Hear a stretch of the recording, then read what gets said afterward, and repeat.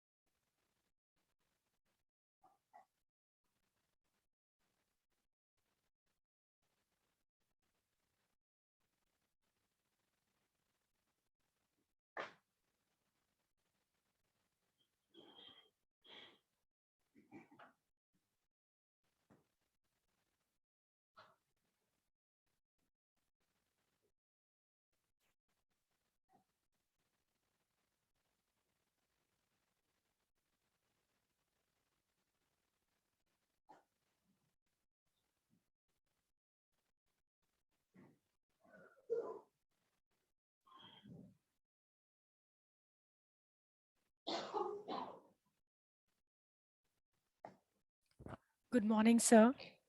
Good morning. Good morning. So we're just asking students to join. I'm just let's wait Fine, for fine, fine. 2-3 more minutes and then No, we can no start. problem. No problem. No problem. Thank you, sir. Okay, okay. Okay.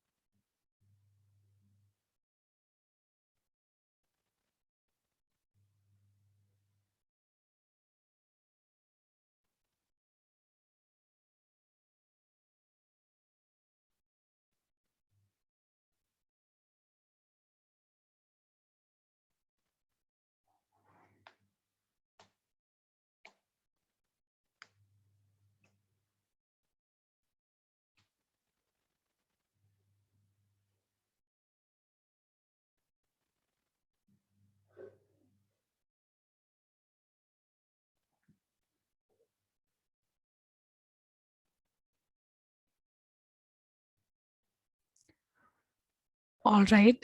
So shall we start now? Yes, yes, yes. To give my students a brief about Sir, Professor Akhil Swami sir is an electric engineer, and he is an MBA from Munirba University of Allahabad in 1976. Sir has started with the experience of working with the Shriram Chemical Industries in 1976, and he has been a Class 1 gazetted officer for years. Sir has, after 2005, joined as associate professor in the APJ Institute, Greater Noida. Then he has worked with ILM Lodi Road also. He has been working with the Amity University for a long aspect as well. He is a nominee director in companies like Onida, Swamp, Kanpur Plastics, Eastern Silk Industries, RACL, etc. Sir has been into special achievements. If I talk about Sir has been into television networks wherein he's been an economist for discussing various things related to financial aspect and the developments we came across in the years to come. Sir has his interest towards, specifically, he has an interest towards security analysis and portfolio management. Along with that, how to appraise the projects and financial aspects, even the corporate governance also. After his retirement, these days, I have number of times seen Sir on the television channels wherein he is an expert with economic issues and appeared in large variety of TV debates. Along with that, Sir would today would be discussing something related to how to understand the union budget, because from an economic angle and what is important in the union budget, that will be discussed by Sir. Over to you, Akhil sir. Thank you so much for being with Thank us. you. Thank you. Thank you. Thanks a lot. See, in fact, we have to talk about budget and how it is to be prepared and what precautions are to be taken by the finance minister when we are talking and we are referring to the Indian budget that she presents in the parliament. Now, the basic issue is that I will not be talking anything from the books. It will be completely what I understand and what I understood. And I will also request students after this address of say 45 minutes, after that they can raise questions and we can discuss. And whatever doubts anybody has, we can discuss and find out as to how things are to be done and what is done and what are the issues involved. Now, the basic issue is that when you make any budget, whether it's a issue of your home, whether it's a issue of your industry, whether it's a project or it's about the nation, the basic issue is that you have to really find out and anticipate, because budget is about a future period. We are talking about, say, right now about 2022 and 2023. And whatever has happened in the past in, say, 21, we have to understand as to how things went and how the fiscal deficit took place and what were the sources of income and how international environmental issues have changed. Because see, when you are anticipating something, then you have to take care of as to what is happening in the international environment, whether it is political environment, whether it is social environment, whether it is economic environment, because the international events also have an impact on what is happening in India and your sources of income, and also your expenditure is dependent upon that. So let me elaborate. And can I speak in Hindi also? Fine. So I'll be talking in Hindi also. So the basic issue है, देखिए प्रश्न ये है कि अगर आपको अपने घर का बजट बनाना है या आपको प्रोजेक्ट का अप्रेजल करना है, कोई भी एंटरप्रेन्योरशिप का अगर आपको काम करना है, कोई भी नया एंटरप्राइज शुरू करना है या कोई प्रोजेक्ट शुरू करना है या देश का बजट बनाना है, तो आपको ये देखना है कि अगले 1 साल में आपके इनकम के सोर्सेस क्या होंगे और उनका डिस्पोजिशन कैसे होगा। अब ये जो इनकम के सोर्सेज हैं, ये भारत जैसे देश में आपके इनकम के सोर्सेज क्या हैं, मुख्य सोर्सेज आपके क्या हैं जिससे पैसा आता है, क्योंकि बजट में हमको ये देखना है कि पैसा कैसे आएगा और पैसा कैसे जाएगा। अब प्रश्न ये है कि पैसा कैसे आएगा, आपके सोर्सेज क्या हैं। आपके सोर्सेज हैं, इनकम टैक्स है, जो आप उन लोगों से लेते हैं जिनके पास इनकम होती है। आपके पास कॉर्पोरेट टैक्स है, जो कि आप उन कॉर्पोरेट से लेते हैं जिनके पास प्रॉफिट होता है। तो जैसे आपने अकाउंट्स में पढ़ा होगा, फाइनेंशियल मैनेजमेंट में पढ़ा होगा कि आपकी कंपनी के कुछ इनकम सोर्सेज होते हैं, कुछ उनके खर्चे होते हैं, cost of production, cost of operation होता है, उसके बाद प्रॉफिट बिफोर टैक्स होता है, डेप्रिसिएशन और सारी चीजों का ध्यान रखते हुए फिर उसमें टैक्स मिलता है और ये टैक्स सरकार को जाता है। तो इनकम टैक्स हो गया, कॉर्पोरेट टैक्स हो गया, जीएसटी हो गया, क्योंकि आपको डिफरेंट सोर्सेज से जीएसटी मिलती है। उसके बाद पेट्रोल और डीजल पे आपका टैक्स हो गया। ये आपके सोर्सेज ऑफ इनकम हुए। और इसके अलावा जो शेयर ट्रांजैक्शंस हैं और बाकी जगह हैं जो आपके government of India taxes levy करती है और उसके वो सोर्सेज होते हैं, वो सोर्सेज होते हैं। तो ये तो आपके इनकम के सोर्सेज हैं। और इसके अलावा प्रश्न ये है कि आपको ये देखना है कि अगले साल 2022-23 में आपके सोर्सेज ऑफ इनकम क्या रहेंगे, किस किस सोर्स से कितनी इनकम होने की संभावना है। और आपको ये भी प्लान करना है कि 2022-23 में आपके खर्चे क्या होंगे। आपके जो आप सरकारी जो आपके कर्मचारी हैं, जो आपके अधिकारी हैं, उनको जो आप सैलरी देते हैं, उसमें आपके खर्चे कितने होंगे। आपके जो पेंशन आप देते रहे 2004-2005 से पहले जो आप पेंशन देते थे, जो पुराने एम्प्लॉइज आपके रिटायर हो गए, उसको जो पेंशन देते थे, उसमें आपका कितना खर्चा होगा। इसके अलावा आपको ये देखना है कि जो आप डिफरेंट प्रोजेक्ट्स बनाएंगे, आप जो इंफ्रास्ट्रक्चर के प्रोजेक्ट्स बनाएंगे, आप जो सोशल सिक्योरिटी की स्कीम्स चलाएंगे, आप जो मेडिकल हेल्थ में खर्च करेंगे, जो आप एजुकेशन में खर्च करेंगे, ये खर्चे आपके डिफरेंट मदों में क्या होंगे और आपको पिछले साल आपने कितना खर्च किया था और अगले साल आप कितना खर्च करेंगे, इन मदों पे आपके खर्चे क्या होंगे। तो आपको एक तरफ देखना है कि आपके इनकम के सोर्सेज क्या होंगे और दूसरी तरफ आपको देखना है कि आपके खर्चे क्या होंगे। और अगर आपकी इनकम जो है वो खर्चों से ज्यादा होगी तो आपका एक ऐसा बजट होगा जिसमें आपके पास ऐसी इनकम होगी जिसको आपको सरप्लस बजट होगा। और अगर आपके जो खर्चे हैं वो इनकम से ज्यादा होंगे तो आपका डेफिसिट बजट होगा। और इस डेफिसिट बजट को आपको किसी न किसी प्रकार से पूरा करना होगा, इसकी भरपाई करनी होगी। जैसे आपका घर है, अगर इनकम 1 लाख रुपए है, 80,000 रुपए के खर्चे हैं, तो 20,000 रुपए आपको सोचना है कि इसको कहाँ खर्च कर सकता हूं मैं। क्या मैं इसमें लॉन्ग टर्म इन्वेस्टमेंट करूं, क्या मैं इसको फिक्स डिपॉजिट में डालूं, या मैं कोई मकान का लोन लूं और मकान में शिफ्ट करूं और उसके बाद जो मेरे हाउसिंग लोन के रिपेमेंट्स हैं वो इससे करूं, क्या मैं शेयर मार्केट में जाऊं, चाहे मैं गोल्ड खरीदूं। तो मेरे इन्वेस्टमेंट ऑल्टरनेटिव्स हैं, लेकिन ये इन्वेस्टमेंट ऑल्टरनेटिव्स तब हैं जबकि मेरी इनकम मेरे खर्चों से ज्यादा है। और अगर मेरे खर्चे इनकम से ज्यादा हैं तो मुझे ये देखना पड़ेगा ये जो डेफिसिट है इसको मैं पूरा कैसे करूंगा।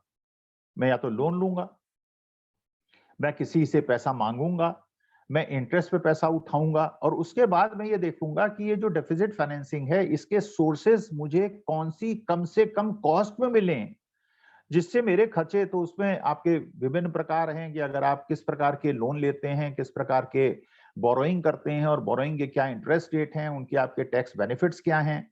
जैसे हाउसिंग लोन लेते हैं तो उसमें सरकार आपको कुछ टैक्स बेनिफिट्स देती है। अगर आप एजुकेशनल लोन लेते हैं तो सरकार कुछ बेनिफिट देती है। अगर आप मेडिकल इंश्योरेंस कराते हैं सरकार कुछ बेनिफिट देती है। तो आप अपने घर में ये देखना चाहते हैं, अपनी इनकम में ये देखना चाहते हैं कि आपको कौन से ऐसे सोर्सेस से पैसा उठाना चाहिए ताकि आपकी जो टैक्स लायबिलिटी है वो कम हो। अब आप सरकार की तरफ से सोचिए कि सरकार के जो इनकम के सोर्सेज हैं, क्या ये इंटरनेशनल इवेंट्स से इनका कोई कोरिलेशन है? हाँ, इनका कोरिलेशन है। क्योंकि अगर जैसे आपने फाइनेंशियल मैनेजमेंट में पढ़ा होगा कि आपके या तो इंटरनल सोर्सेज से अपना पैसा जनरेट कीजिए या इंटरनल डेट्स लीजिए या फॉरेन करेंसी लोन लीजिए, इंटरनेशनल लोन्स लीजिए। अगर आपकी कंपनी ने इंटरनेशनल लोन लिया या भारत सरकार ने WHO से अगर फॉरेन सोर्सेज से पैसा लिया और वो फॉरेन सोर्सेज जो पैसा लिया एक पर्टिकुलर इंटरेस्ट पे लिया, जैसे आपको पता है कि जो लाइबोर रेट है वो कम है और जो इंडियन मार्केट में इंटरेस्ट रेट है वो ज्यादा है, तो अगर आप ये सोच के इंटरेस्ट बाहर से पैसा उठाते हैं, गवर्नमेंट ऑफ इंडिया पैसा उठाती है कि वहां पे कम इंटरेस्ट, क्योंकि आपने जानते हैं आप कि जापान के अंदर इंटरेस्ट रेट बहुत कम है, यूरोप के अंदर इंटरेस्ट रेट बहुत कम है, अमेरिका के अंदर इंटरेस्ट रेट बहुत कम है, और उनकी तुलना में हमारे यहाँ इंटरेस्ट रेट बहुत ज्यादा है। लेकिन ये जो फॉरेन करेंसी का फ्लक्चुएशन होगा, ये फॉरेन करेंसी फ्लक्चुएशन से अगर आपकी करेंसी वीक होगी तो आपकी जो फॉरेन डेट्स आपने लिए हैं उसके प्रिंसिपल का जो ओवरड्यू है वो बढ़ जाएगा, वो आपके लोन की देनदारी बढ़ जाएगी। तो आपको ये जब बजट बना रहे हैं, जब गवर्नमेंट ऑफ इंडिया का बजट बना रहे हैं, तो आपको ये देखना है कि अगले एक साल फॉरेन करेंसी फ्लक्चुएशन किस प्रकार होने की संभावना है। अब जैसे भारत जैसे देश में अगर आप देखें तो हमारी जो इंपोर्ट्स हैं, हमारे जो इंपोर्ट्स हैं उसमें सबसे बड़ा इंपोर्ट्स का जो कंपोनेंट है वो क्रूड प्राइसेस हैं। इसके बाद गोल्ड है, जो कमोडिटीज हैं जो आप इंपोर्ट करते हैं, आप कोल इंपोर्ट करते हैं, अगर आप गोल्ड इंपोर्ट करते हैं और ये गोल्ड की क्वांटिटी आपके देश की अर्थव्यवस्था पे प्रभाव डालती है, तो आपको ये भी एंटिसिपेट करना है कि जो इंटरनेशनल क्रूड प्राइसेस हैं इन्होंने पिछले 2-3 साल में किस प्रकार से बिहेव किया और अगले एक साल में इनका बिहेवियर क्या होने की संभावना है। जैसे आप देखें, अगर आप पिछले 2-3 साल का एनालिसिस करें, जब ये कोविड आया और कोविड आने के समय जो क्रूड प्राइसेस थे वो अचानक बहुत ज्यादा क्रैश हुए, क्योंकि जो वर्ल्ड इकोनॉमी थी वो बिल्कुल एक प्रकार से क्रैश कर गई और पूरे वर्ल्ड में हर देशों में जो उनका जीडीपी था वो बहुत ज्यादा गिरा। और इकोनॉमी का और इंटरनेशनल क्रूड प्राइसेस का सीधा संबंध है। तो पिछले 3 साल में जो पहले 2 साल थे उसमें के जो इंटरनेशनल क्रूड प्राइसेस थे वो बहुत ज्यादा कम हुए। अब भारत सरकार के पास एक बहुत बड़ी सुविधा थी, एक बहुत बड़ा अवसर था जिसका उसने उपयोग भी किया कि जो इंटरनेशनल क्रूड प्राइसेस कम थे, रुपए भी तुलनात्मक रूप से इतना कमजोर नहीं था। जैसे मान लीजिए उस समय अगर आपका डॉलर की तुलना में रुपए था 68, 69, 70 के आसपास था, तो आपकी जो इंपोर्ट कॉस्ट आ रही थी, जो लैंडिंग कॉस्ट आ रही थी, वो बहुत ज्यादा कम आ रही थी। और इसकी landing cost, am I clear, जो मैं बता रहा हूं वो बच्चों को समझ में आ रहा है? Yes sir. है ना? ओके। तो आपने, भारत सरकार ने किया क्या, भारत सरकार के पास जो अवसर था उसका कैसे उन्होंने उपयोग किया? तो वास्तविकता में जो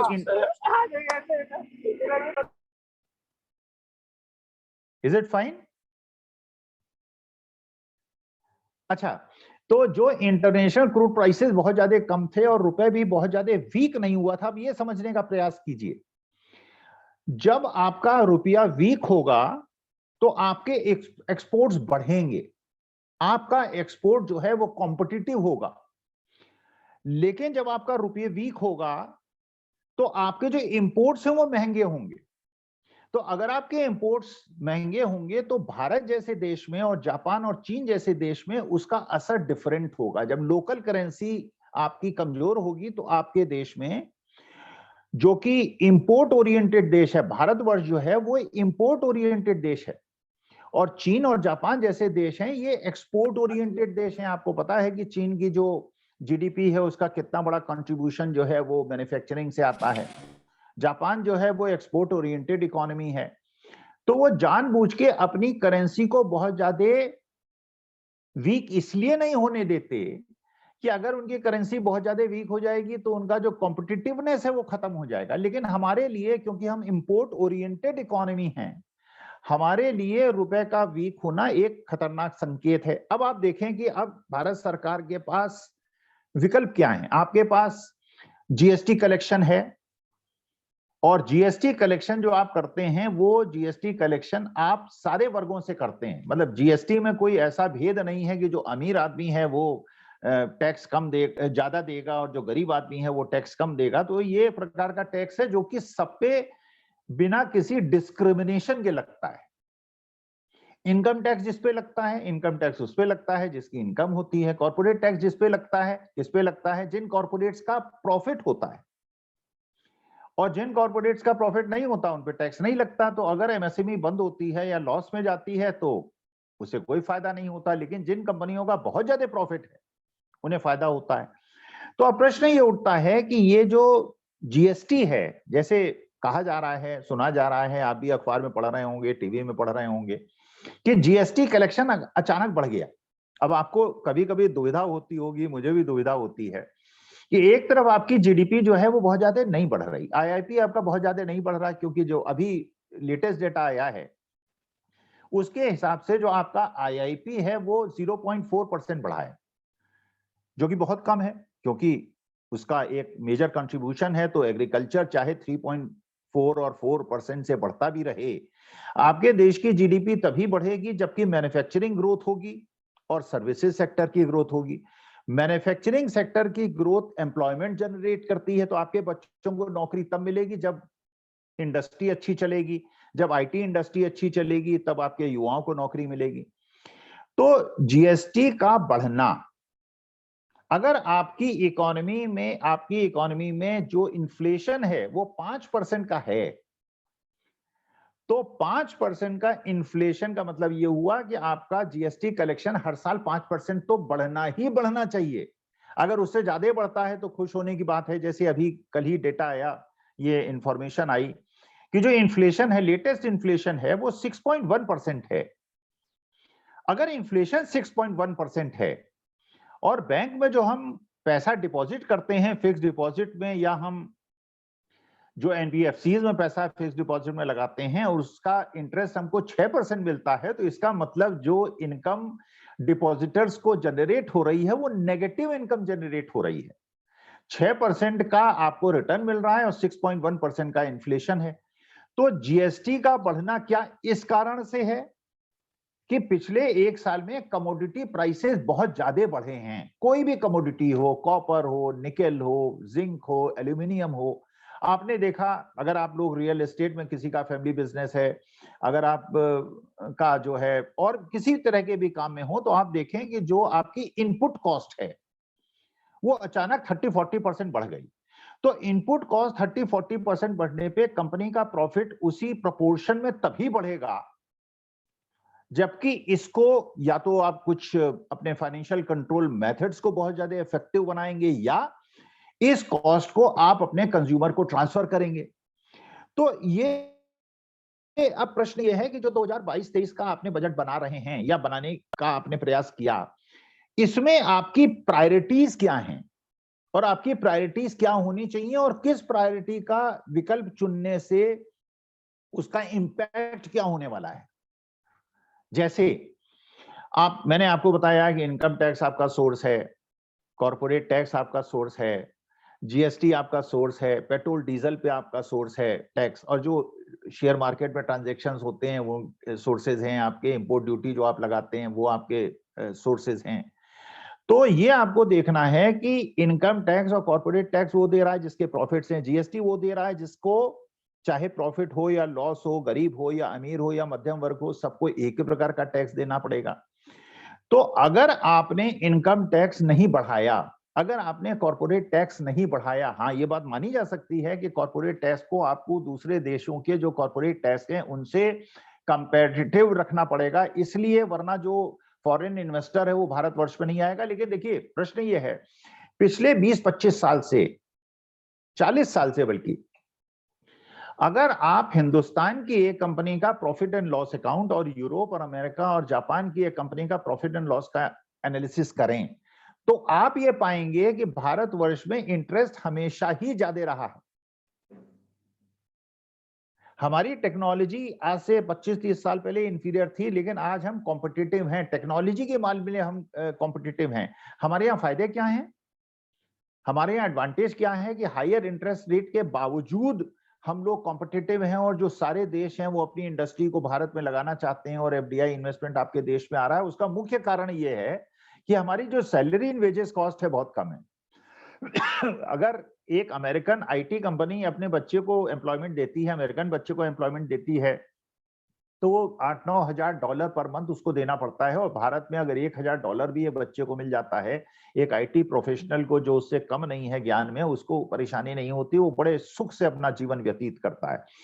तो आपको ये देखना है कि आपको टैक्सेस कहाँ लगाने हैं, आपको किस चीज पे, क्योंकि आपको इसके बाद ये भी देखना है कि जो आप जिनसे आपका कंपटीशन है, जैसे आपके हर चीज में आपके कॉम्पिटिटर अलग अलग हैं। चाय के मामले में आप देखें तो आपके कॉम्पिटिटर अलग हैं, अगर आप टेक्सटाइल के मामले में देखें आपके कॉम्पिटिटर अलग हैं, आईटी के मामले में देखें, हर इंडस्ट्री का और हर प्रोडक्ट के जो आपके कॉम्पिटिटर्स हैं वो अलग अलग हैं। उनके देश की न तो केवल जीडीपी और प्रोडक्टिविटी इंपॉर्टेंट है, बल्कि आपको यह भी देखना है कि उन देश की करेंसी बाकी देशों की करेंसी से किस प्रकार से आपके देश की जो प्रोडक्शन है उससे कॉम्पिटिटिव है। जैसे आपने देखा पिछले 2-3 महीने में अगर आप ध्यान देंगे तो आप ये देखेंगे कि डॉलर इंडेक्स जो है वो अपने बहुत हाई लेवल पे है। रुपए जो है वो 75 पॉइंट, डॉलर की तुलना में रुपए जो है वो 75.50 के आसपास हो गया है। जो क्रूड है वो आप जानते हैं कि बहुत ज्यादा महंगा हो रहा है, और क्रूड के महंगे होने का आपकी अर्थव्यवस्था पे कितना बुरा असर पड़ता है।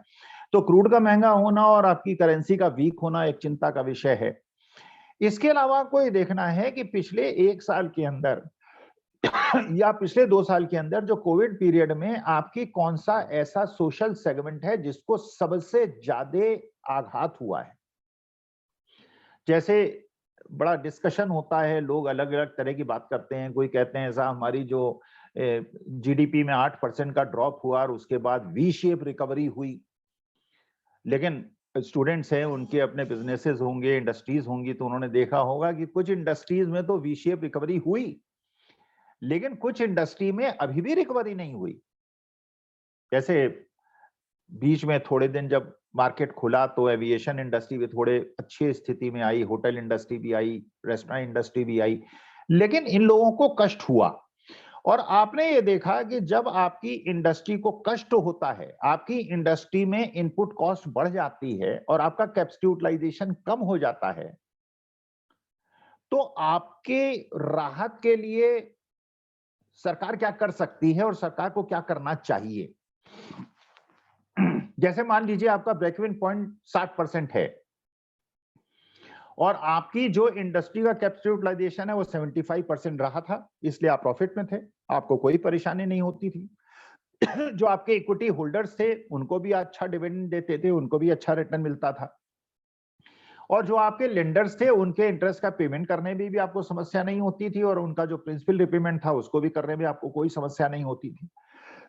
लेकिन अचानक आपका जो कैपेसिटी यूटिलाइजेशन है वो घट के 48% हो गया। अब ये जो आपका capacity utilization break even point से कम होने की वजह से आपकी कंपनी को लॉसेस होने लगे। आपका जो वर्किंग कैपिटल है वो साइकिल रुक गई, क्योंकि देखिए जो बैंक आपको लोन देता है, बैंक आपको लोन देगा आपकी फ्यूचर में पेइंग कैपेसिटी को देखकर।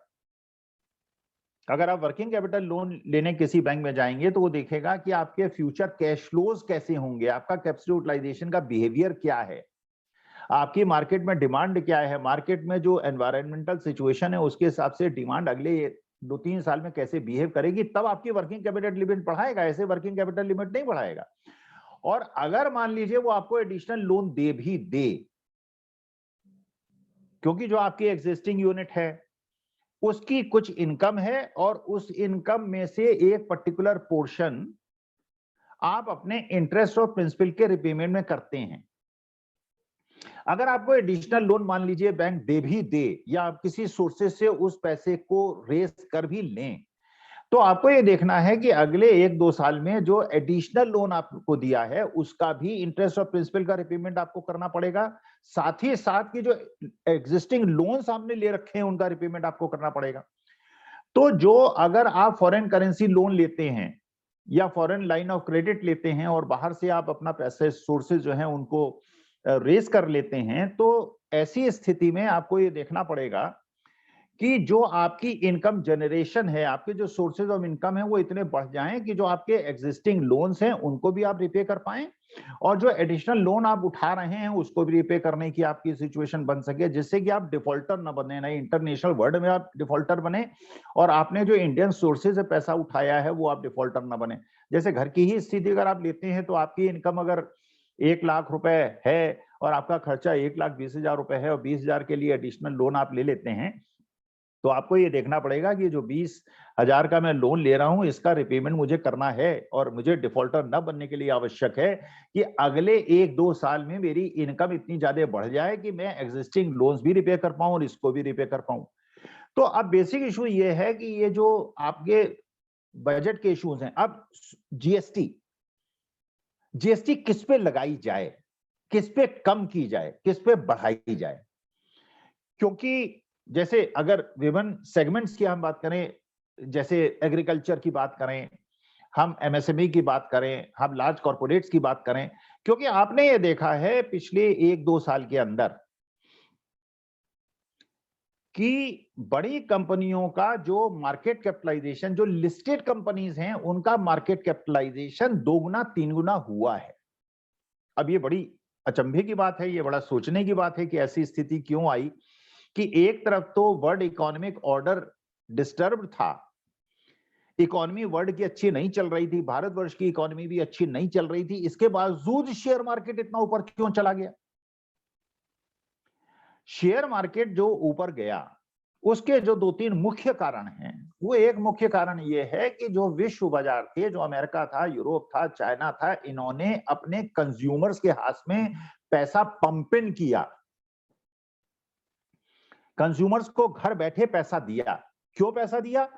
इसलिए पैसा दिया कि मार्केट के अंदर डिमांड न घटे, और मार्केट क्योंकि डिमांड घटेगी तो उनकी इंडस्ट्री को बहुत ज्यादा नुकसान हो जाएगा और एक लॉन्ग टर्म इंपैक्ट इंडस्ट्री पे हो जाएगा, इसलिए उन्होंने अपने घर के लोगों को पैसा दिया। और आप जानते ही हैं कि अमेरिका के फेड ने जो बॉन्ड है उनकी परचेजिंग की और मार्केट में इतनी ज्यादा लिक्विडिटी पंप इन कर दी, इतना ज्यादा मार्केट के अंदर पैसा मार्केट में आ गया कि ना तो डिमांड कम हुई, हाँ डिमांड नहीं कम हुई लेकिन उससे इन्फ्लेशन बढ़ गया। जैसे 40 साल में अमेरिकन हिस्ट्री में ये पहली बार हुआ, 40 साल में पहली बार हुआ कि हाँ इन्फ्लेशन जो है वो 7% के ऊपर चला गया। अगर 7% का इन्फ्लेशन होगा तो मानी बात है कि फेड को मार्च के महीने में अपने जो इंटरेस्ट रेट्स हैं वो बढ़ाने पड़ेंगे, जो पिछली मीटिंग में उन्होंने नहीं बढ़ाए। और इंटरेस्ट रेट अगर आप बढ़ाएंगे तो उसका सीधा इंपैक्ट किस बात पे होगा कि पैसा इक्विटी मार्केट से डेट मार्केट में शिफ्ट करेगा, क्योंकि अभी जो लोगों के पास विकल्प है, जैसे आप भी अगर मान लीजिए फाइनेंस के स्टूडेंट है और आपको ये डिसाइड करना है कि आपका पैसा इक्विटी मार्केट में जाना चाहिए, डेट मार्केट में जाना चाहिए, आपको शेयर मार्केट में पैसा लगाना चाहिए या गोल्ड में पैसा लगाना चाहिए, तो आप ये ध्यान रखेंगे कि ये जो trade cycle, because everything is a trade cycle, आपको ये देखना पड़ेगा कि जो इंटरेस्ट की ट्रेड साइकिल है वो कैसा बिहेव कर रही है, जो इक्विटी की ट्रेड साइकिल है वो कैसा बिहेव कर रही है, और डिफरेंट सेक्टर्स की ट्रेड साइकिल कैसा बिहेव कर रही है। जैसे मैंने पहले आप लोगों से कहा कि अगर इन्फ्लेशन 6.1% हो और 6% का इंटरेस्ट रेट मुझे बैंक से मिलता हो, तो मैं जानता हूं कि बैंक में पैसा रखना, सेविंग्स बैंक अकाउंट में पैसा रखना या फिक्स डिपॉजिट में पैसा रखना मूर्खतापूर्ण है, क्योंकि मेरे को नेगेटिव रिटर्न मिल रहा है। तो एक प्रकार से मुझे ये फोर्स किया गया है, या मेरे जैसे लोगों को फोर्स किया गया है, या जिनके पास पैसे के विकल्प जो लोग ढूंढ रहे हैं उनको फोर्स किया गया है कि वो अपना पैसा डेट मार्केट में न लगाएं और इक्विटी मार्केट में लगाएं। तो इक्विटी मार्केट अचानक बहुत ऊपर चला गया, क्योंकि जो इंटरनेशनल मार्केट्स में लोगों ने डिफरेंट अलग अलग देशों ने अपना पैसा पंप इन किया, लिक्विडिटी बहुत ज्यादा पंप इन की, लोगों के कंज्यूमर्स के हाथ में पैसा दिया और लोगों के पास विकल्प नहीं था कि वो डेट मार्केट में जाएं, इसलिए वो इक्विटी मार्केट में गए और इक्विटी मार्केट ऊपर चला गया।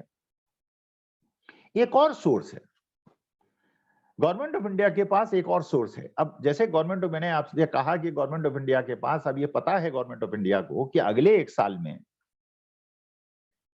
जो क्रूड प्राइसेस में जो बेनिफिट था आपको, जो आप मैंने जैसे बताया कि पिछले 3 साल के अंदर 2 साल के अंदर बेनिफिट था कि इंटरनेशनल क्रूड प्राइसेस बहुत कम थे, करेंसी उतनी ज्यादा वीकेंड नहीं थी, और उसका बेनिफिट क्योंकि आपने कंज्यूमर्स को नहीं दिया, क्योंकि वो $40-50 पे इंपोर्ट करके उसके बाद अगर आपने हमको पेट्रोल 100 रुपए और डीजल 90 रुपए में दिया, इसका मतलब ये है कि टैक्सेस के माध्यम से आपने अपने सोर्सेज ऑफ इनकम को बहुत ज्यादा बढ़ा लिया, और जो सोर्स ऑफ इनकम को आपने बढ़ाया उससे आपने मुफ्त राशन दिया, उसने आपने गरीबों के मकान बनाए, और इसके अलावा जो भी सोशल वेलफेयर की स्कीम्स थी, या रोड्स बनाई या ब्रिजेस बनाए या जो भी आपने बनाया, वो इसलिए बनाया क्योंकि आपके पास एक बहुत बड़ा सोर्स था कि इंटरनेशनल क्रूड प्राइसेस के कम होने की वजह से आपके पास सोर्स ऑफ इनकम बहुत ज्यादा अचानक बढ़ गई थी, 4-5 लाख करोड़ का 3-4 लाख करोड़ का पर ईयर का आपको बेनिफिट होने लगा था, और पिछले 5-6 साल में करीब करीब एक बड़ा अमाउंट आपके पास इकट्ठा हो गया था जिसको, लेकिन अब वो सोर्स आपके पास, आपको लगता है या हमें लगता है कि अब नहीं है, क्योंकि अगर क्रूड प्राइसेस पिछले 2 महीने के अंदर 25% बढ़ गए और इलेक्शन होने की वजह से पिछले 1.5 महीने से जो इंडिया में पेट्रोल और डीजल के प्राइसेस हैं वो रोके गए हैं, तो इलेक्शन जिस दिन खत्म होगा उसके बाद भारत सरकार के पास 2 ही विकल्प बचेंगे कि इंटरनेशनल क्रूड प्राइसेस को कोरिलेट कर दें पेट्रोल और डीजल के प्राइसेस से और उसमें 15-20 रुपए की बढ़ोतरी कर दें। अगर वो करेंगे तो उनके सोर्स ऑफ इनकम बना रहेगा, और अगर उसे नहीं करेंगे तो ये सोर्स ऑफ इनकम आपकी जो नदी है वो सूख जाएगी। तो अब आप, लेकिन अगर आप 15-20 रुपए बढ़ाएंगे तो जनता पे इसका रिएक्शन अच्छा नहीं होगा।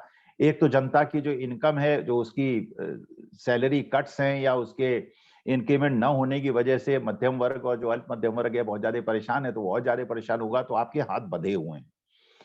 अब आपके पास विकल्प जो सबसे बड़ा है और जिसको भारत सरकार ने बहुत अच्छी तरह से सोच के निर्णय लिया, वो है डिसइन्वेस्टमेंट।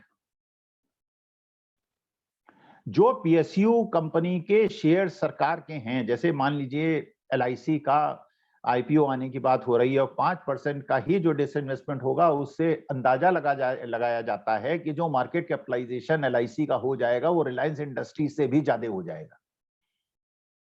केवल 5% के डिसइन्वेस्टमेंट से। लेकिन इस डिसइन्वेस्टमेंट से आपको लाखों करोड़ों रुपए मिल जाएगा।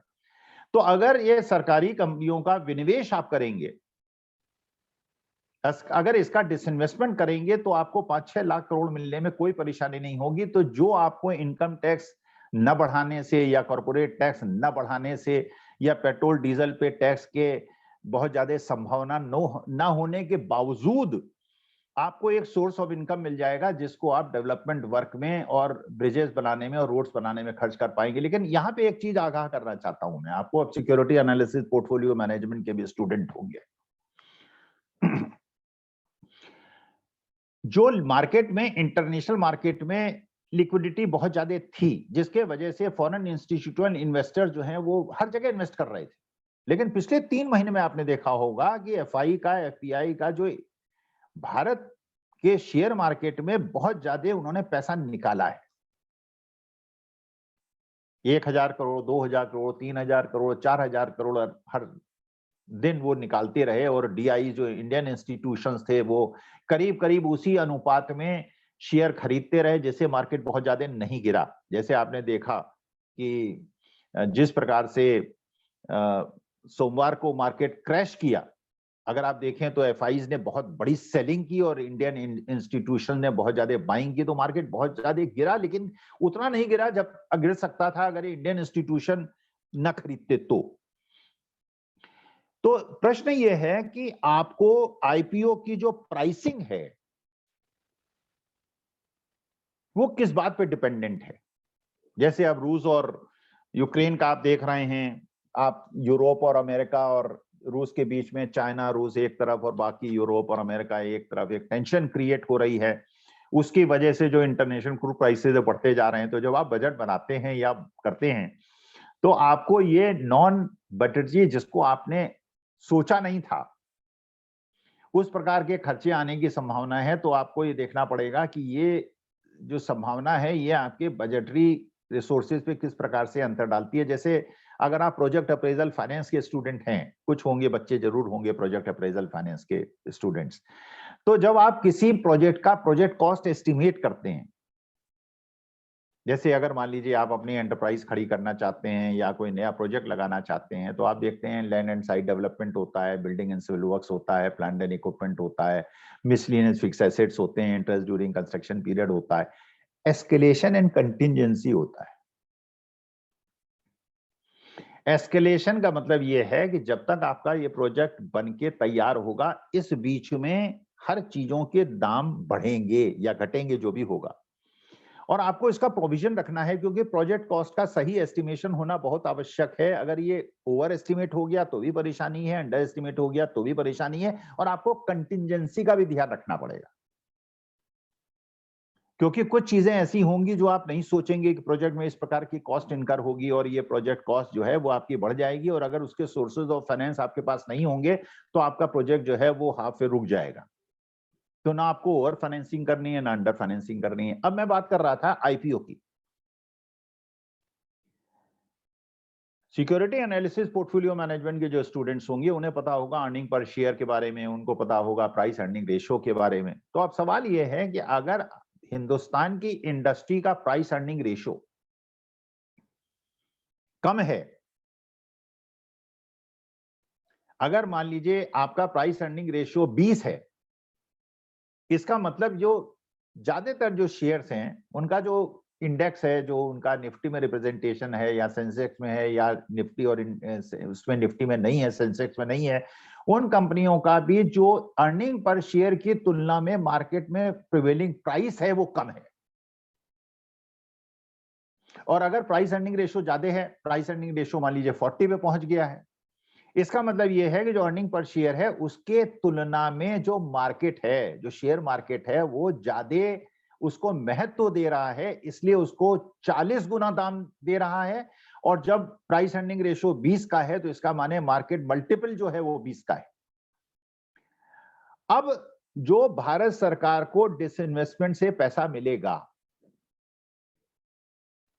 वो इस बात पे डिपेंडेंट होगा कि उस समय जब ये आईपीओ आएंगे और जब ये डिसइन्वेस्टमेंट होगा उस समय मार्केट का प्राइस अर्निंग रेशियो क्या होगा और जो कंपैरेटिव इंडस्ट्रीज हैं उनका प्राइस अर्निंग रेशियो क्या है। अगर प्राइस अर्निंग रेशियो आज की तारीख में मान लीजिए 40 है, तो आज जो प्राइसिंग होगी वो आईपीओ की वो इस हिसाब से होगी जो अर्निंग पर शेयर को 40 के मल्टीपल पे कैलकुलेट करेगी। और अगर मार्केट मान लीजिए 30 के प्राइस अर्निंग रेशियो पे आ गया, जो प्राइस आईपीओ की प्राइसिंग होगी वो इस बात पे डिपेंड है, क्योंकि मार्केट से आप बाहर नहीं जा सकते। जब आईपीओ की प्राइसिंग करेंगे या किसी भी डिसइन्वेस्टमेंट की आप प्राइसिंग करेंगे तो आप मार्केट के जो प्रिवेलिंग कंडीशंस हैं उनसे बहुत ज्यादा अलग नहीं जा सकते, क्योंकि you have to justify to your investors, you have to justify to your anchor investors and you have to justify to the mutual funds and the foreign investors that whatever pricing you have done, ultimately that particular pricing should be beneficial to the investors. Are you getting my point? See, the point is that the company raises money on a higher premium multiple. The company gets the benefit. If the disinvestment is done on a high premium, then the जो भी disinvestment करने वाली agency है उसको फायदा होगा, क्योंकि price earning multiple ज्यादा है। उस समय मार्केट के लोग जो इन्वेस्टर्स हैं वो बहुत ज्यादा बॉयंट हैं, वो बहुत ज्यादा यूफोरिया में हैं, वो ज्यादा उन्हें फायदा हुआ है तो वो खुश रहते हैं, इसलिए उन्होंने पैसा लगा देंगे और आपको पैसा मिल जाएगा। तो कंपनी को पैसा मिल जाएगा, प्रमोटर्स को फायदा हो जाएगा, जो उसके प्राइवेट इक्विटी फंड्स हैं और जो उसके एंजल इन्वेस्टर्स हैं, जो भी हैं जिन्होंने कम इक्विटी के प्राइस पे पैसा लगाया था, उनको फायदा हो जाएगा। अल्टीमेट इशू क्या है? वो अल्टीमेट इशू ये है कि जो इन्वेस्टर्स इस आईपीओ में पैसा लगाएंगे 1-2 साल बाद down the lane whether they will get the benefit और नॉट। क्योंकि आज आपने मान लीजिए 6 lakh crore government of India ने रेस कर लिया, पीएसयू इन्वेस्टमेंट से पैसा रेस कर लिया और 6 लाख करोड़ का उनको सोर्स ऑफ इनकम मिल गई, और सोर्स ऑफ इनकम से जीडीपी, क्योंकि आप ये भी देख रहे हैं कि जो जीडीपी की ग्रोथ हो रही है वो प्राइवेट इन्वेस्टमेंट से नहीं हो रही है, वो हो रही है गवर्नमेंट इन्वेस्टमेंट से। और प्राइवेट इन्वेस्टमेंट से क्यों नहीं हो रही है? प्राइवेट इन्वेस्टमेंट से इसलिए नहीं हो रही है कि प्राइवेट इन्वेस्टमेंट तो तब करेगा जब उसको लगेगा कि उनका कैपिटलाइजेशन इतना ज्यादा हो गया, मार्केट में डिमांड इतनी ज्यादा है कि उसको एडिशनल यूनिट्स लगानी है, नए प्रोजेक्ट्स लगाने हैं, एक्सपेंशन करना है। लेकिन अगर मार्केट में कोविड की वजह से डिमांड कम हो गई है तो इन्वेस्टमेंट नहीं करेगा। लेकिन गवर्नमेंट ऑफ इंडिया को सोर्स चाहिए, अगर गवर्नमेंट ऑफ इंडिया ये 6 लाख करोड़ के सोर्स आ जाएंगे तो उसके बाद वो गवर्नमेंट स्पेंडिंग बढ़ जाएगी, पब्लिक एक्सपेंडिचर बढ़ जाएगा, पब्लिक एक्सपेंडिचर बढ़ने की वजह से जीडीपी बढ़ जाएगी, और जीडीपी बढ़ने की वजह से जो आपके एम्प्लॉयमेंट जनरेशन के रेवेन्यू में हो जाएंगी, और जो आपकी इनकम है वो गरीब और मध्यम वर्ग में भी चली जाएगी। लेकिन जो ये 6 लाख का इन्वेस्टमेंट आप करेंगे और जो इन्वेस्टर इसको खरीदेगा, जो इसमें इन्वेस्टर बनेगा, प्रश्न ये उठता है कि क्या उसका इन्वेस्टमेंट 2-3 साल के बाद उसको बेनिफिट देगा?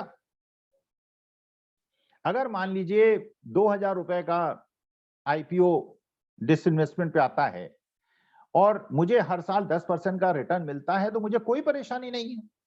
मैं डिसइन्वेस्टमेंट आगे भी जितनी सरकार करेगी या कोई भी करेगी, कोई भी कंपनी जो है आईपीओ में आएगी, जो पैसा मार्केट से रेस करेगी, राइट इशू में लाएगी, जैसे भी पैसा रेस करेगी, मुझे उसमें इन्वेस्टमेंट करने में या इन्वेस्टर को इन्वेस्टमेंट करने में कोई परेशानी नहीं है, अगर उसको हर साल 10% का या 8% का रिटर्न मिलता रहे, क्योंकि उसका जो वैकल्पिक सोर्स ऑफ इंटरेस्ट है वो केवल 6% है, तो 8% पे भी वो खुश है।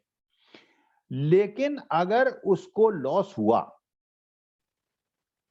और लॉस इसलिए हुआ क्योंकि मार्केट का जो प्राइस अर्निंग मल्टीपल था वो बहुत ज्यादा था, मार्केट में बहुत ज्यादा यूफोरिया था, बहुत ज्यादा बॉयंसी थी, उसकी वजह से मार्केट में कंपनी को और ज्यादा प्रीमियम मल्टीपल पे पैसा रेस करने का मौका मिल गया था। लेकिन अल्टीमेटली अगर एक बार उसका हाथ जला तो वो बाकी जो आप डिसइन्वेस्टमेंट करेंगे उसमें पैसा नहीं लगाएगा। तो इसलिए बहुत आवश्यक है कि ये जो ग्रांट सिचुएशन है, जो एनवायरमेंटल सिचुएशन है, जो शेयर मार्केट की सिचुएशन है, जो इंटरनेशनल मार्केट में पूरे लिक्विडिटी की सिचुएशन है, इकोनॉमिक ऑर्डर की सिचुएशन है, जो यूएस जो रशिया और यूक्रेन के बीच की सिचुएशन है, जिस प्रकार की जियोपॉलिटिकल, सोशल, एनवायरमेंटल चेंजेस हो रहे हैं, बजट बनाते समय फाइनेंस मिनिस्टर इन चीजों का ध्यान रखें कि आपको किसकी इनकम बढ़ानी है और किस पे टैक्स लगाना है, क्योंकि सोर्सेज ऑफ इनकम तो आपको बढ़ाने पड़ेंगे। अगर सोर्सेज ऑफ इनकम नहीं बढ़ाएंगे तो चलिए ये आपको फायदा हो गया कि आपने 2005 के बाद पेंशन बंद कर दी सरकारी एम्प्लॉइज की, और पेंशन बंद होने की वजह से जो आपके खर्चे थे सरकारी एम्प्लॉइज की पेंशन पे वो कम हो गए। और आपने मान लीजिए अगर जो भी खबरें हैं कि साहब 15-20 लाख गवर्नमेंट जॉब्स हैं स्टेट गवर्नमेंट के पास और सरकारी गवर्नमेंट के पास, सेंट्रल गवर्नमेंट के पास, जो कि वो भरे जा सकते हैं, लेकिन आपने नहीं भरे, आपने रेलवे में नहीं भरे, आपने अलग अलग विभागों में नहीं भरे। अगर उनको नहीं भरते हैं आप तो सरकार की इनकम बची रहती है, वो खर्चा नहीं करना पड़ता उनको। तो हर चीज असल में there is a trade of.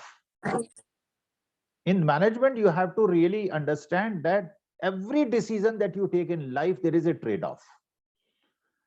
कोई भी निर्णय आप लेंगे उसको कुछ बेनिफिट्स होंगे, उसके परेशानियां होंगी, कुछ अच्छाइयां होंगी, कुछ बुराइयां होंगी, एक को फायदा देंगे, दूसरे को नुकसान होगा। तो आपको ये देखना है कि ये जो ट्रेड ऑफ्स हैं इनका जो लॉन्ग टर्म इंपैक्ट है वो कैसा होने वाला है डिफरेंट सेगमेंट्स पे और भारत की इकोनॉमी पे। क्योंकि भाई अगर आप 20 लाख नौकरी नहीं देंगे, सरकार की तो इनकम जनरेट हो गई, आपने फूड दे दिया, फूड सिक्योरिटी दे दी, आपने ब्रिजेस बना दिए, आपने सारे काम कर दिए, लेकिन जिन 20 लाख लोगों को नौकरी नहीं मिली उनकी घर की इनकम कैसे बढ़ी? लेकिन अगर आप 20 लाख लोगों को सरकारी नौकरी दे देते हैं तो आपका एक्सपेंडिचर बढ़ जाएगा, तो बाकी जगह जो आप खर्चे कर रहे थे वो आपके करने की आपकी संभावना कम हो जाएगी। तो basically now I will like to hear from my students as to what they would like to know, because I don't know whether I made sense and whatever I communicated made any sense. So let me hear and then we will interact.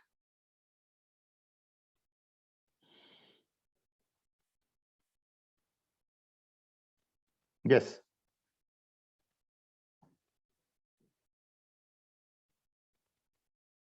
बोलिए। Yes, students. If you have any query, you can ask sir. See, whatever you thought you will be learning from this particular session, or what you would like to know, any doubt you had and which has not been answered, you can ask that question. Good morning, sir. Shivam Tag is this side. Yeah. Yes, I'm audible to you. Yeah. Sir, how these the pact the government is doing between the two countries? Like today, I read the news about the India and the UAE. They're making a trade agreement in between. So how these pacts and is going to beneficial for the trade in between the two countries and with the other countries, and how it is helping the GDP and all? See, the basic point is that any pact that you have with any country or any company or foreign company or anybody, you have to really get into the details as to what are the terms and conditions of the agreement. What is the trade pact? And what impact would it have on the economic order of that particular country who are getting into that particular agreement. तो कोई भी agreement होता है तो उसको देखना है, जैसे मान लीजिए आपके पास कोई प्राइवेट इक्विटी फंड आता है या आपके पास कोई एंजल फाइनेंसर आता है, कहता है मैं आपके प्रोजेक्ट को फाइनेंस कर दूं, मैं आपको ये मदद दूंगा, तो आपको ये देखना है कि ultimately why is coming to you. He is coming to you because he will ultimately should get the benefit. उसके बेनिफिट आपके बेनिफिट से ओवरशैडो नहीं करने चाहिए. तो we have to take care of our interest, they have to take care of their interest, and ultimately because any agreement that you goes has to be mutually beneficial. जैसे आप देखते हैं जब कंपनियों का मर्जर होता है, दो कंपनियों का मर्जर होता है, तो कभी कभी ये होता है कि जब कंपनियों का मर्जर होता है तो शेयर प्राइसेस अचानक बहुत ज्यादा शूट अप कर जाते हैं, और जब कंपनी का कभी कभी मर्जर होता है तो प्राइसेस जो शेयर मार्केट के हैं वो बहुत ज्यादा टूट जाते हैं. ऐसा क्यों होता है? ऐसा इसलिए होता है कि जो इन्वेस्टर है, जो इन्वेस्टर क्लास है, वो इसको इवेल्युएट करने की कोशिश करता है कि मेरे को ये जो नया एग्रीमेंट हुआ है इससे अल्टीमेटली कंपनी की जो वेल्थ है वो जनरेट होगी, वो इंक्रीज होगी, और शेयर होल्डर को फायदा होगा कि शेयर होल्डर को नुकसान होगा. तो इसलिए अगर उसको लगता है कि फायदा होगा कंपनी को, so any agreement that takes place ultimately it has to be beneficial to the stakeholders of both the countries, and you have to get into the details as to what are the hidden factors, because you have to really learn as to what is the written between the lines and how beneficial it would be and how would it hurt them or us and beneficial to us or them. So if any agreement for that matter, suppose we get into an agreement with USA or say USSR that they will export warplanes to us, the foreign exchange will be spent on that. So we have to understand as to what is the priority of the nation, what is the priority of a particular nation, because the developed nations, you know, have a habit of creating a havoc and the war hysteria and then selling their arms and equipments because they get the benefit, and they are the biggest export item that they have is the arms and ammunitions. But today's world, the economic power is far more important than the arms and ammunitions that you have. You can arm twist, and that is why the Chinese are apt at. That is what they are doing, because financially their exports are so good, their contribution to the export is so high, their foreign exchange are 1,000 times better than any other country. The American bond market also, the China has biggest contributor. So the point is their financial muscle they are using, and ultimately in this, everybody knows that any war takes place, that will be bad sign for the whole world and nobody will allow war to take place, and some agreement or other will happen. But the point is that you have to make your economy strong, and you have to find out that whatever decision you are taking or the country is taking, any agreement you are getting into, ultimately should result in creation of productive assets, generation of income, so that your future income is access to what the future cash outflows will be. Does it answer your question? Yes, sir. Yeah. Any other question? Good morning, Anybody? sir. Good morning. Please. Sir, I just want to ask how tax will be imposed in case of transfer of digital currency. It's a very ticklish question. So the basic question is, unless and until you legalize something, because if any income generation, if any income that is generated is illegal, that is not legalized, that is not formalized, there is no regulator, then the whole income should be forfeited. So you can levy a tax only if it is legalized. And if you have a legal framework in which you have your own currency, digital currency, then it is fine. Then there has to be a regulator. And the regulator should take care, like SEBI is there, AMFI is there, every institution has a regulator. RBI is there who regulates different. So the point is that the customers and the investors, because you should know where to approach, where to go. If it is legalized, if it is formalized, then any income that is generated has to be monitored and found out by the regulator and the government agencies. And then if it is legalized and the income generated is legal, like, because one point they say that if you have say undisclosed income, and the disclosed income is found in a particular possession, then the whole money will be recovered and nothing will be paid back, and that money, total property, will be, say, seized. And on other hand, if the point is that when the digital currency, people were making many times profits, then that particular profit generation or income generation could not be taxed. Now today, because if you see for the last 2-3 months, all digital currencies have almost gone down by a very huge amount. So if you legalize it, income generated is legalized, then yes, 30% tax is fine. If it is not legalized and it is a illegal activity, then it should be totally seized. So one more question is there. Yeah.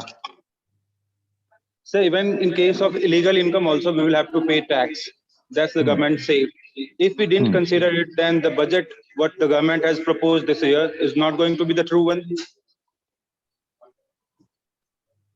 Or we can say it's a fabricated budget. No, you should not say that. I would not also say that. But the point is that if there are some contradictions, then we have to understand. See, sometimes the government of India gives a disclosure benefit that if you have money that you have not disclosed in past years, then if you disclose, then this much tax will be levied. Fine, that is fine. But the point is, but that particular period, it is fine. The government also is right, and the person who discloses also will not face any prosecution or some legal cases afterwards, because that is a particular thing that has been permitted by the government of India. But if anything which is unregulated, because it is not a currency, it should not be a currency, it cannot be a currency, but if government legalizes it and government makes it a parallel currency, then it's something different. So you have to really understand as to whether it is legal, whether there is a regulator, whether there is an income generated which is legitimate, and whether taxes can be levied on that. Sir, what in case of lottery income? Because lottery income also is not also permitted in India, but even though the government is imposing tax on it at the rate 30%, so we can say that's lottery income type income. The celebrities get it, or Kaun Banega Crorepati, you get it, fine. You have income, you have generated income, you have disclosed it, and you are taxed. So if the source of income is disclosed, and even if you suppose you get some money on the road and 50 lakhs you got, and you disclose to the government that I got this 50 lakhs and I want to pay tax, then fine, that can be levied. But the sources has to be disclosed, because even if you disclose the facts to the government and you are honest and you pay tax on that, that is no issue. But if the income generation or the capital gain that you have earned is not disclosed, and the source also you do not know as to how things are happening and who is buying, who is selling, and it is not legalized, then there is an issue.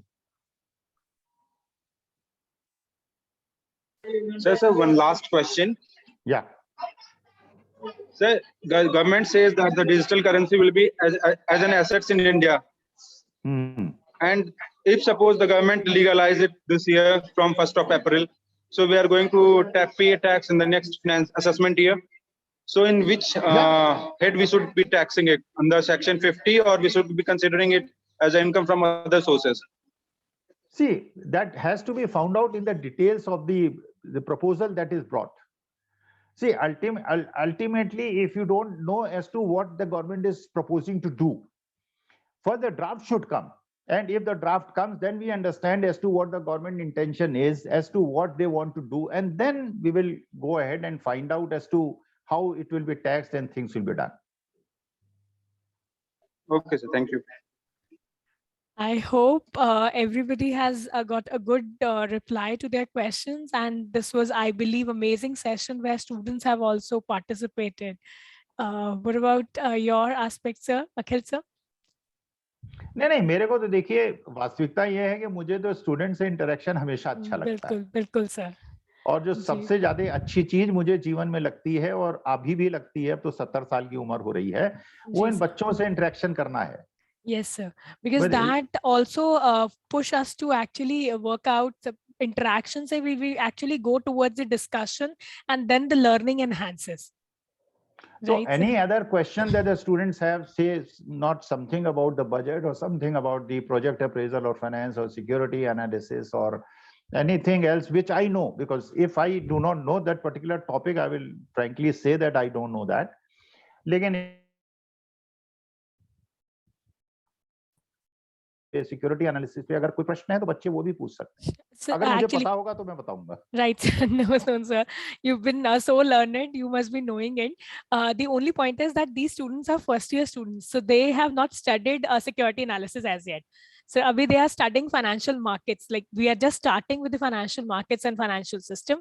So probably in the next semester when they'll be coming up with the security analysis, so they must be having so many questions for all of us. And along with that, sir, I would be actually taking up one more session from your side related to how financial markets are operating and how stock markets are operating. We would be definitely coming back to you. Thank you very much, sir, for being with us. Thank you. Thanks a lot. Thank you so Thank much, you. sir. And Thanks a bless lot, all the everyone. students. Bless all the students. Thank you so much, sir. Thanks for your blessings. Thanks to everybody. You may please join your classes. Thank you so much, sir. Thanks for being Thank with you. us. Thank you. Thank you. Thank you. All the students, please join your classes physically. Thank you very much.